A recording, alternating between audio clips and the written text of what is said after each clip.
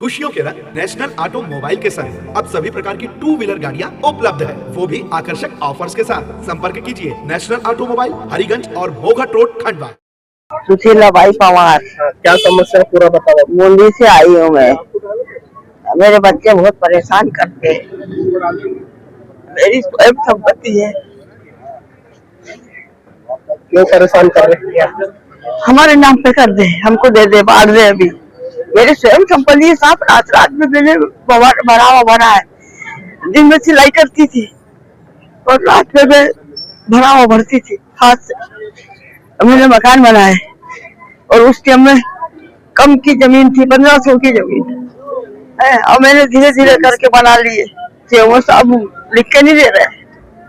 अच्छा, आपके पास में रहते थे? नहीं, कोई नहीं रहता, रोटी नहीं देते, कोई नहीं रहता। मैंने उनके ब्याह शादी मैंने खुद ने करे। मैं शादी के बाद 8 साल के बाद मैं विधवा हो गई।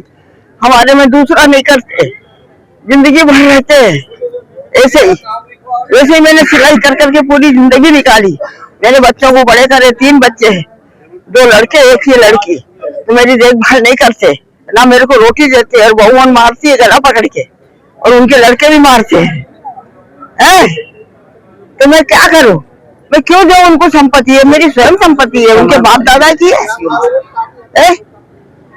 तो सीएमओ साहब ने लिख के देना चाहिए ना कि तुम कुछ भी करो, हम टैक्स में भर रही हो। अब अचानक आ गए कि हिस्सा बंटवारा करो? हाँ, उनने आपत्ति लगा दी। हाँ, क्यों लगाई आपत्ति?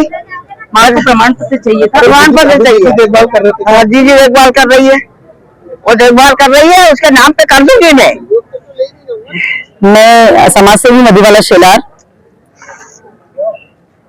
मुंडी से मैं अपनी माँ को लेकर आई हूँ। मेरी मम्मी के नाम पे 2 वार्डों में 2 मकान हैं। मेरे 2 भाई हैं, मैं एक बहन हूँ।